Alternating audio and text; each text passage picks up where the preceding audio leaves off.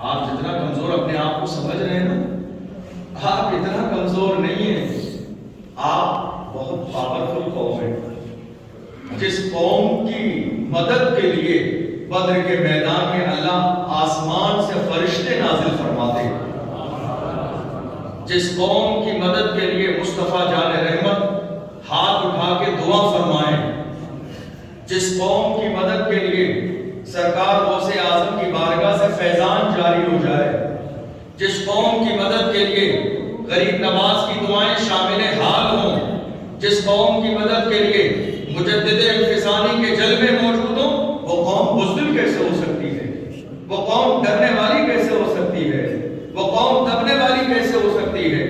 دراصل بات یہ ہے کہ ہم نے اپنے بزرگوں کی تاریخ کو مٹا دیا، ہم ایک نئی زندگی کے انقلاب کے انتظار میں ہیں کہ ایک نئی تہذیب ہماری نگاہوں کے سامنے ہے، لیکن یاد رکھنا قوم مسلم جس نئی تہذیب کے انتظار میں ہے، یہ آنے والی نئی تہذیب سوائے ہلاکت اور بربادی کے کسی اور طرف نہیں لے جاتی ہے۔ آپ کو آپ غور کر لیجئے اور حالات کا جائزہ لے لیجئے، جو نئی تہذیب ہے، جو نئی تہذیب ہماری نگاہوں کے سامنے ہے، جس نئی تہذیب کو ہم قبول کر رہے ہیں، آپ دیکھ لیجئے اس نئی تہذیب نے آخر ہمیں کیا دیا ہے، اس نئی تہذیب نے ہمیں کتنی عزت دلائی ہے، اس نئی تہذیب نے ہمیں کتنا مقام دلایا ہے۔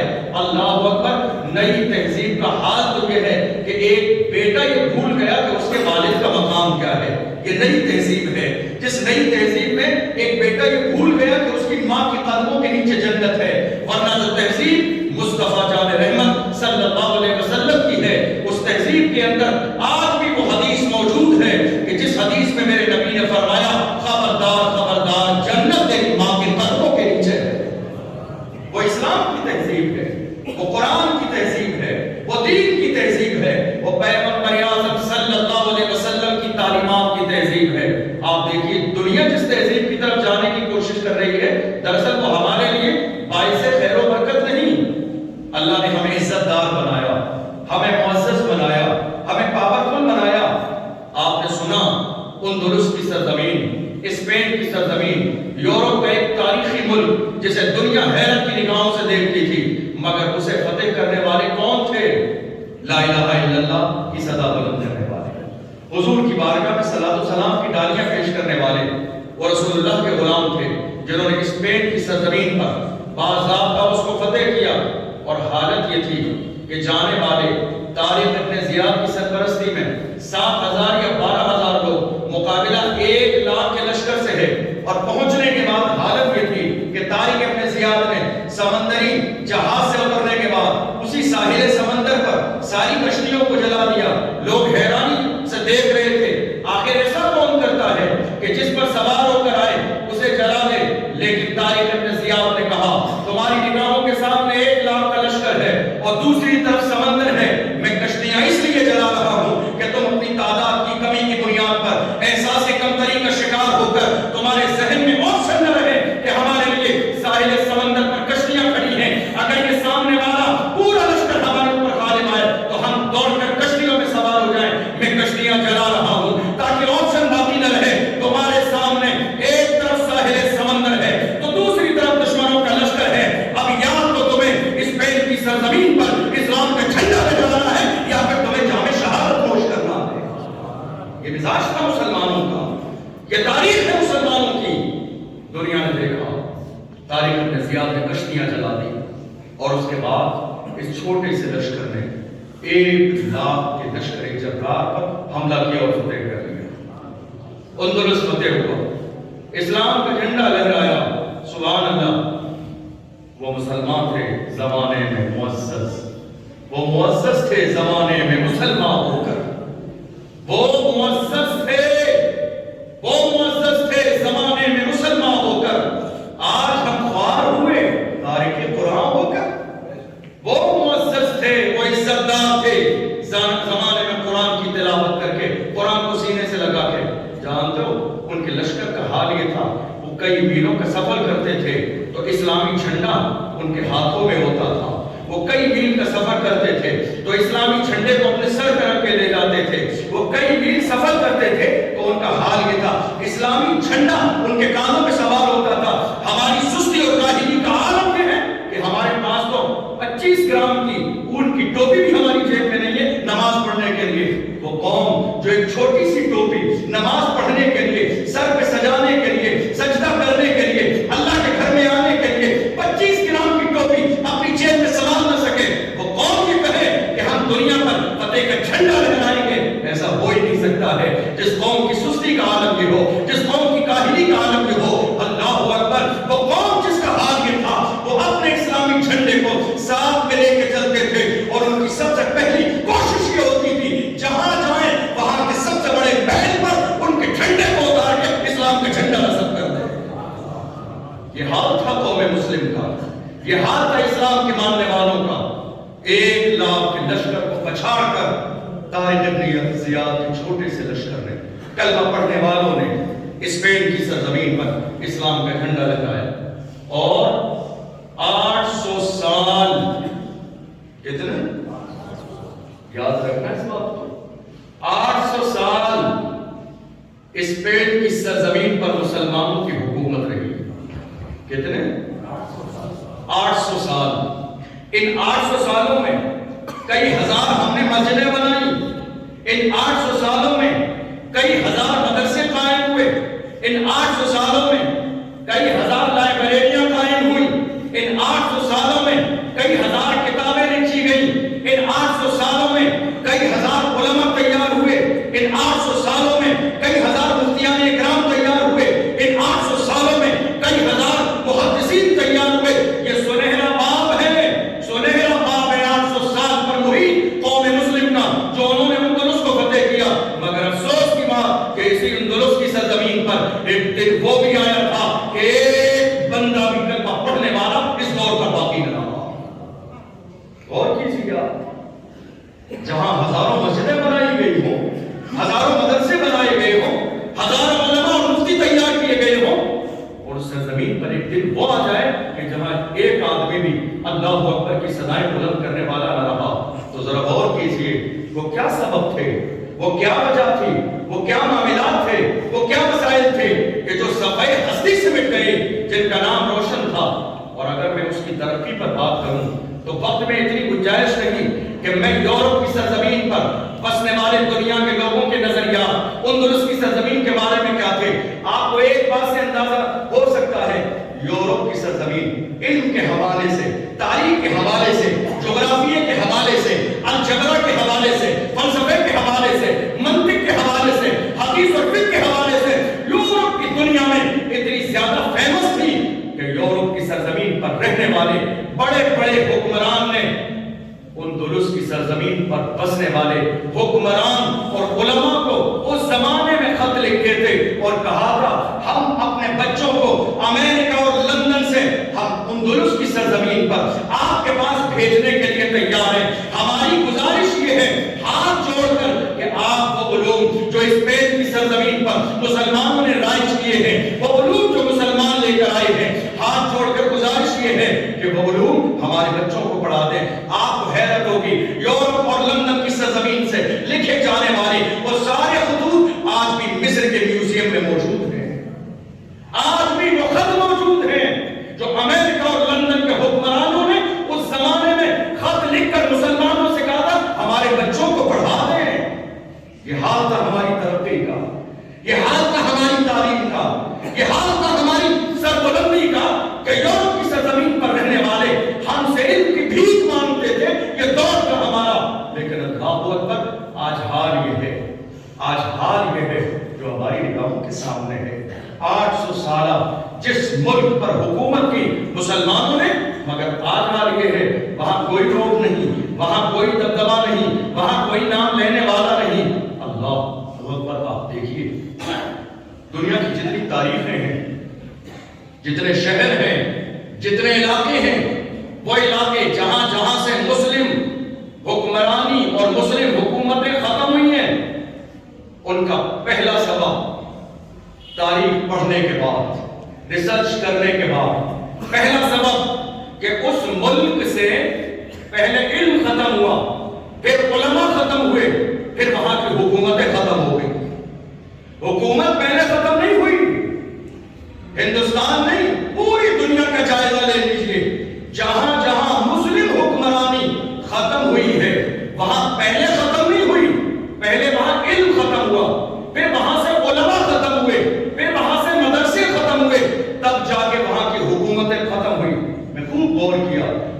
کرنے کے بعد بڑے اساتذہ سے پوچھا، پروفیسر لوگوں سے پوچھا، اپنے مفتیان اکرام سے پوچھا، آخر یہ کیا وجہ ہے کہ سب جگہ مسلم حکمرانی کے خاتمے کی، ختم ہونے کی ایک ہی وجہ ہے کہ وہاں سے علماء ختم ہوئے؟ تو مجھے جواب دیا، فرمایا سارے علاقوں میں قوم مسلم کو زندہ رکھنے کا کام ہر زمانے میں علماء اکرام نے کیا ہے، قوم کو جگانے کا کام ہر زمانے میں نائب رسول نے کیا ہے، قوم کو ان کے سامنے آئینہ دکھانے کا کام ہر زمانے میں علماء اکرام نے اپنے دینی اور دنیاوی اور سماجی اور معاشی ذمہ داری سمجھی ہے۔ اور جہاں جہاں سے علماء ختم ہو گئی، جگانے والے ختم ہو گئی، بیدار کرنے والے ختم ہو گئے، وہ قومیں سو گئی، اور جب قومیں سو گئی تو دنیا کا حال یہ ہوا کہ دنیا نے ان پر حملہ کر دیا ہے۔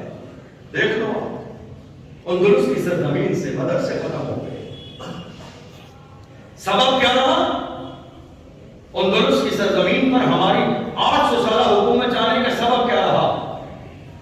دراصل حال یہ تھا، مسلمان سب سے پہلے بڑی معذرت کے ساتھ ہمارے یہاں ایک کتاب لکھی گئی، جمعے میں اتنا ٹائم نہیں ہوتا ہے آپ کو ساری باتیں بتاؤں، لیکن شارٹ میں سنیے، ہمارے یہاں باضابطہ ایک کتاب لکھی گئی کہ اندلس کی سرزمین سے مسلمانوں کی حکومت جانے کے جتنے اسباب تھے، جتنی وجوہات تھی ہندوستان کی سرزمین پر قوم مسلم میں، وہ ساری وجہیں پائی جا رہی ہے نا حیرت کی بات کہ اسپین کی 800 سالہ جو مسلم حکومت تھی وہ ہمارے ہاتھوں سے چلی گئی، اس کے اسباب پر جو غور کیا گیا کہ وجوہات کیا تھی، اس کے اسباب کیا تھے، آج اگر ہم ہندوستان میں غور کرتے ہیں مسلم مسائل پر اور مسلمانوں کے حالات پر، تو وہ ساری وجوہات آج ہمارے قوم میں، ہمارے سماج میں، ہمارے ملک میں پائی جاتی ہے کہ جس کی بنیاد پر 800 سالہ حکومت ہمارے ہاتھ سے چلی گئی۔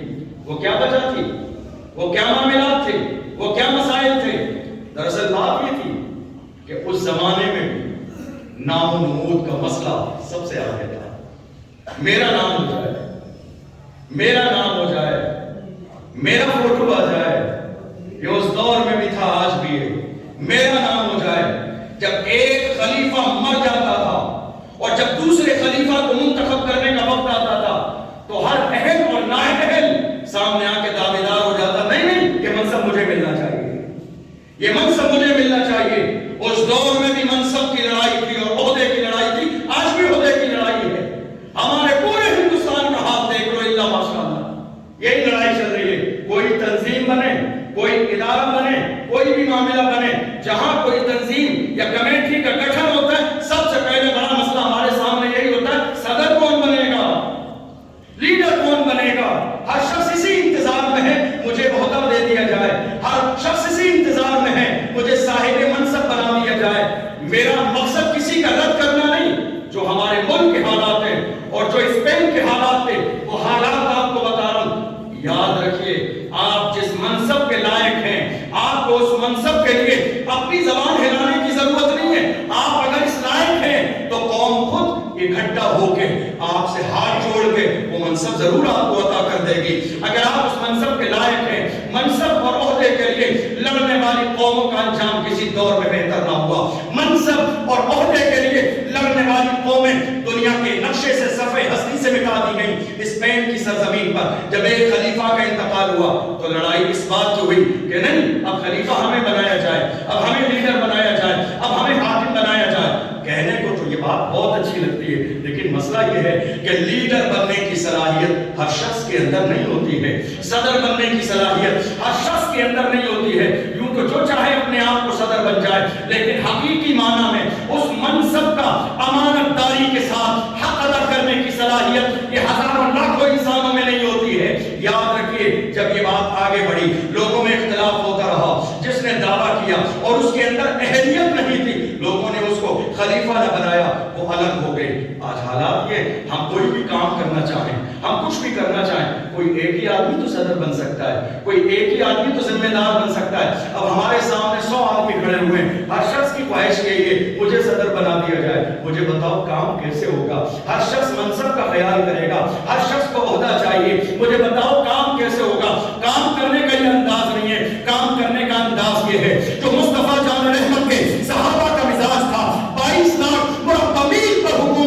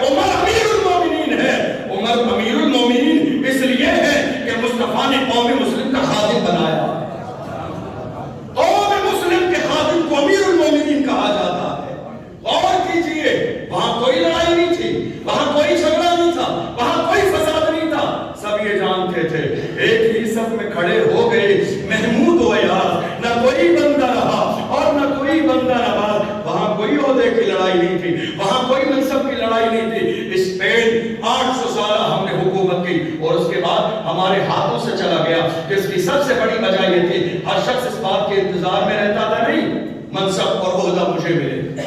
ایک بڑی وجہ اسپین کے ہمارے ہاتھوں سے جانے کی ایک بڑی وجہ کہ جب وقت آتا تھا مسلم مسائل کو حل کرنے کے لیے تو قوم اپنے لیڈروں کے ساتھ کبھی کھڑی نہیں ہوتی تھی. قوم کبھی اپنے لیڈروں کے ساتھ کھڑی نہیں ہوتی تھی. وہ اس بات میں رہتی تھی بس دعا کریں گے اللہ آپ کو کامیاب کرے. وہ جملہ کل بھی تھا, یہ جملہ آج بھی ہے. بات سمجھ آ رہی؟ یہ جملہ آج بھی ہے. میں نے 3 سال بھیلواڑہ شہر کے اندر گزار کے یہ دیکھا جب بھی کوئی مہم شروع کی گئی بہت سارے لوگوں کے سامنے جب وہ مسئلہ آیا ہر شخص نے بس ایک دعا کا جملہ کہا بڑی اچھی بات ہے اللہ آپ کو کامیاب کرے. بس ہو گئی آپ کی ذمہ داری, بس ہو گئی آپ کی ذمہ داری. بہت اچھی بات ہے اللہ آپ کو کامیاب کرے. اللہ ہمیں تو کامیاب کرے گا ہی. تم بتاؤ تم نے محمد نبی کا کلمہ پڑھا ہے, تمہاری ذمہ داری کیا ہے؟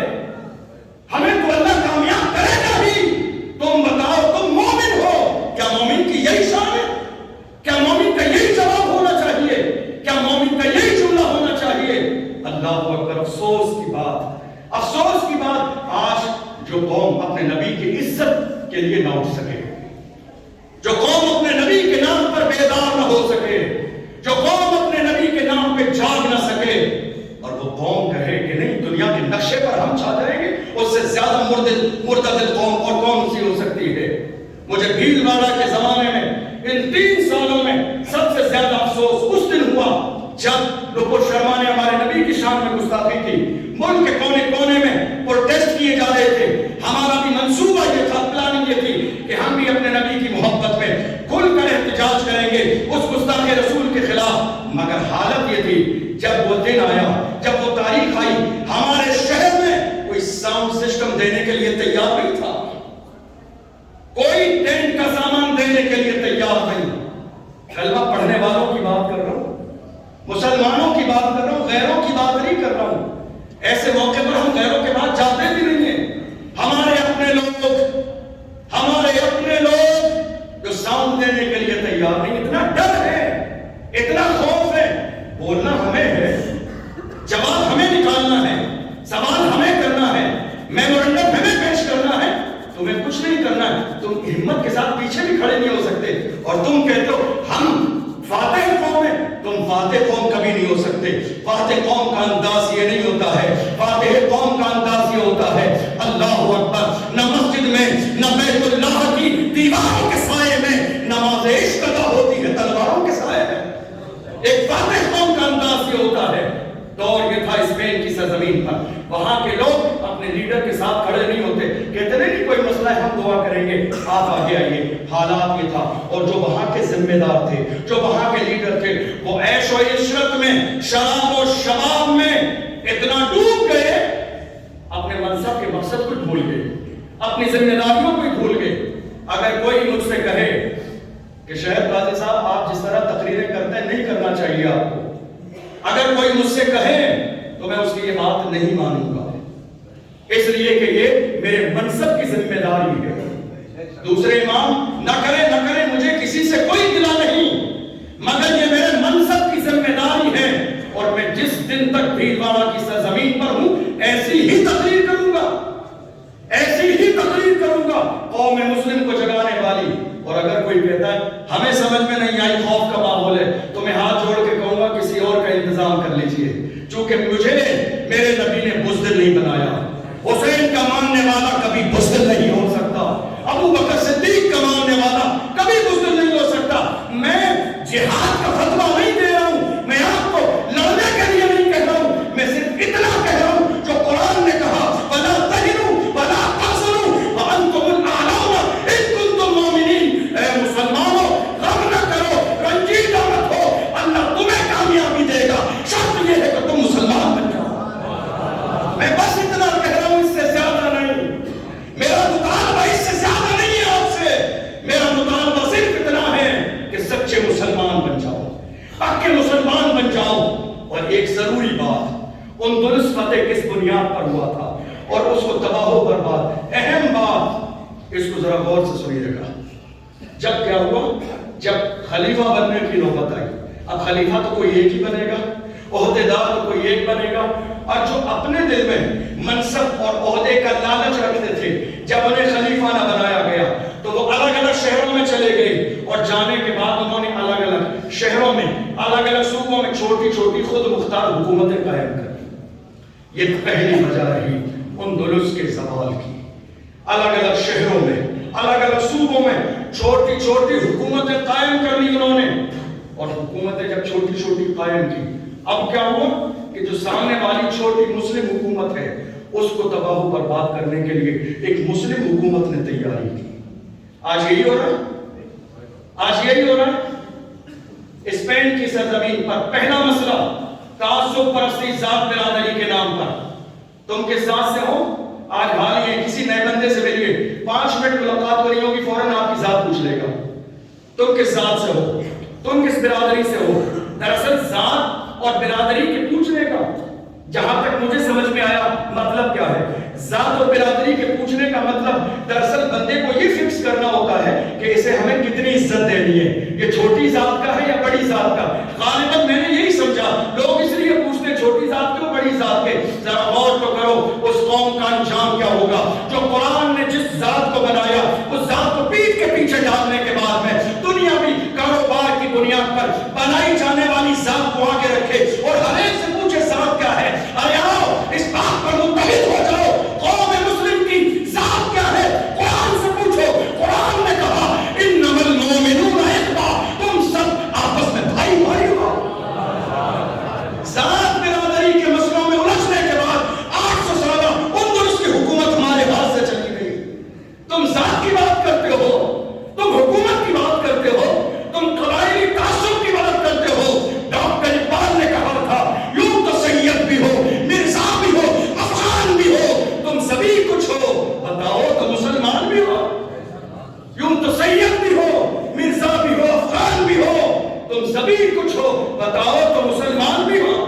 حالات یہ ہیں, سقوط غرناطہ اسی بنیاد پر ہوا, تعصب کی بنیاد پر ہوا. اب حالت یہ ہوئی, میں عرض کر رہا تھا, ایک چھوٹی سی خود مختار مسلم حکومت نے دوسری مسلم حکومت کو ٹارگیٹ کیا. اور جانتو کیا کیا انہوں نے؟ اسپین کو فتح کس سے کیا تھا؟ عیسائیوں سے کیا تھا. اب ہوا یہ کہ ایک مسلمان مسلم حکومت نے دوسری مسلم حکومت کو مٹانے کے لیے مدد جانتو کس سے لی؟ عیسائیوں سے. اور کریے اس بات پر. یہی حال ہے آج ہندوستان میں.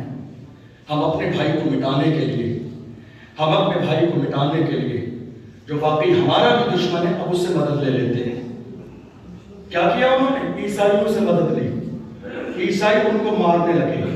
وہ عیسائی قوم جو طارق ابن زیاد کا نام سن کے جس کے جسم کے رونگٹے کھڑے ہو جاتے تھے, وہ عیسائی قوم جن کے حال یہ تھے کہ مسلم مسائل کے معاملات سننے کے بعد جن کی زبانوں میں لڑکھڑاہٹ پیدا ہو جاتی تھی کہ مسئلہ قوم مسلم کا ہے, مگر مسلمانوں نے ان سے مدد لینی شروع کی. اور صرف مدد نہیں لی, انہیں یہ بھی بتایا مسلمانوں کی کمزوریاں کیا ہیں, مسلمانوں کو مٹایا کیسے جا سکتا ہے, مسلمانوں کو مارا کیسے جا سکتا ہے, مسلمانوں کو فنا کیسے کیا جا سکتا ہے, مسلمانوں پر حملہ کس طرف سے کیا جاتا ہے, کس علاقے سے حملہ کیا جا سکتا ہے. یہ ساری چالیں بتانے والے کوئی غیر نہیں, مسلمان تھے. آج بھی یہی ہو رہا ہے, آج بھی یہی ہو رہا ہے. میں کہتا ہوں بچو, صلاح الدین ایوبی نے کہا تھا وہ قوم کیسے فتح یابی کے جھنڈے کسی دوسرے ملک میں لہرا سکتی ہے جس قوم میں اپنے لوگ پہلے سے غدار موجود ہو. جس قوم میں پہلے سے اپنے لوگ غدار موجود ہو, وہ دوسرے ملک میں اسلام کا جھنڈا کیسے لہرا سکتی ہے؟ ذرا غور تو کرو. مسلمانوں نے مدد لی عیسائیوں سے, ان کو راز بتائے, ان کو کمزوریاں بتائیں. ایک دن وہ آیا کہ سارے عیسائیوں نے مل کر قوم مسلم پر حملہ کیا اور ایک آدمی بھی اسپین کی سرزمین پر باقی نہ رہا. غور کرو, آج ہماری سب سے بڑی کمزوری یہی ہے, ہمیں غیروں سے ڈر نہیں ہے. جو لوگ اسلام کا کلمہ نہیں پڑھتے ہمیں ان سے ڈر نہیں ہے. آج ہمیں ڈر ان سے لگتا ہے. ایک چھوٹی سی میٹنگ کرنے کے لیے ہمیں 1000 بار سوچنا پڑتا ہے. نہ جانے کون بندہ ویڈیو بنا لے, نہ جانے کون بندہ لائیو فون کر کے ادھر سنا دے, نہ جانے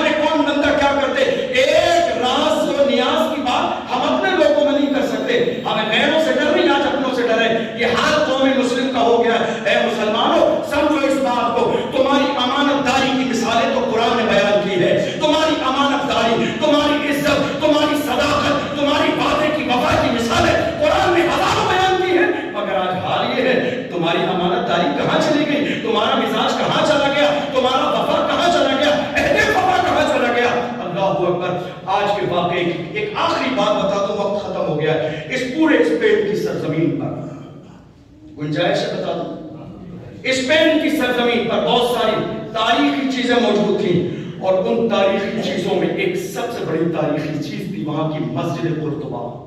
کیا تھی؟ مسجد قرطبہ۔ جب اس کا حال ہم پڑھتے ہیں تو ہماری آنکھوں میں آنسو آ جاتے ہیں۔ وہ مسجد، اللہ اکبر، تقریباً 800 سال مسلمانوں نے حکومت کی، اور 800 سال تک اس مسجد میں تعمیر اور ترقی کا کام چلتا رہا۔ مسلمان کوشش کرتے رہے بہتر سے بہتر بنائیں، بہتر سے بہتر بنائیں، اور اگر میں اس کی فن تعمیری کی بات کروں تو مسلمان نقش و نگار میں دنیا آج کتنی بھی قوم مسلم کی مخالفت کرے، لیکن پھر بھی دنیا جانتی ہے کہ اللہ نے جتنا ہنر اور جتنا کمال مسلمانوں کے ہاتھوں میں دیا ہے وہ دنیا کے کسی ہاتھ میں نہیں۔ ارے ہند کو ناز ہے جس پر وہ نشانی ہم ہے، تاج اور لال قلعے کے یہاں بالی ہم ہے۔ یہ ہمارا شاہکار ہے، یہ ہماری عمارتیں ہیں، یہ ہمارے ہاتھوں کا نقش و نگار ہے جس کو دنیا ٹکٹ لے کے دیکھنے آتی ہے۔ مسجد قرطبہ جس کا حال یہ ہے، جس کی زمین سے لے کر چھت تک کی اونچائی ہے 30 فٹ، جس کی دیواریں دور سے دیکھو تو ایسی لگتی تھی گویا کہ کسی قلعے کی فصیل بنا دی گئی ہے جہاں مسلم کبھی دشمن داخل نہیں ہو سکتا، جس کے دروازوں کی تعداد آنے اور جانے کی 21 ہے، جس مسجد کے 21 دروازے ہیں، جس مسجد کے، یہ جو مسجد میں آپ کو 4 ستون نظر آ رہے ہیں، پلر 1407 جس مسجد کے ستون ہوں، 1407 جس مسجد کے ستون ہوں، پلر ہوں، جس مسجد کے اندر بیچ میں ایک جھومر، جو ہمارے یہاں جھومر بڑے بڑے لٹکائے جاتے ہیں جس میں روشنی ہوتی ہے، جس مسجد کے اندر بیچ میں ایک جھومر لگایا گیا ہو اور جس پہ چلنے والوں کی چراغوں کی تعداد 1000 ہو۔ ایک جھومر پہ چلنے والوں چراغوں کی تعداد 1000، اور پوری مسجد میں جتنے چراغ جلتے تھے ان کی تعداد 7500 ہے۔ اتنی بڑی مسجد جس کے ممبر کو بنانے کے لیے 36,000 لکڑی کے ٹکڑوں کا استعمال کیا گیا تاکہ وہ خوبصورت سے خوبصورت بنے، اور جس کی لکڑی کو ٹھوکنے کے لیے سونے اور چاندی کی کیلوں کا استعمال کیا گیا، جس کے ممبر کو بنانے کے لیے دنیا بھر سے منگائے گئے عالی شان الگ الگ رنگ کے سنگ مرمر کا استعمال کیا گیا، سفید رنگ کا وہ سنگ مرمر جس میں لوگ آج بھی جا کے دیکھ لیں تو اپنا چہرہ نظر آ جائے۔ ممبر اور محراب والی دیوار سونے کی بنائی گئی، جس کا حال یہ ہے کہ وضو کرنے کے لیے اس مسجد کے لیے باضابطہ نہر کاٹ کر سمندر سے مسجد تک لائی گئی وضو کے لیے۔ وہ مسجد قرطبہ، اللہ اکبر، کہ جس کے ممبر پر بیٹھ کر ابن عربی نے تصوف کا درس دیا ہو، وہ مسجد قرطبہ کہ جس کے ممبر پر بیٹھ کر یحییٰ اندلسی نے حدیث اور فقہ کا درس دیا ہو، وہ مسجد قرطبہ جو اپنے زمانے میں قوم مسلم کا مرکز رہی، وہ مسجد قرطبہ جس کی شان یہ تھی کہ مسلمان جس پر فخر کرتے تھے، وہ مسجد قرطبہ جس کے مینار پر کھڑے ہو کر مؤذن اذان دیتا تھا۔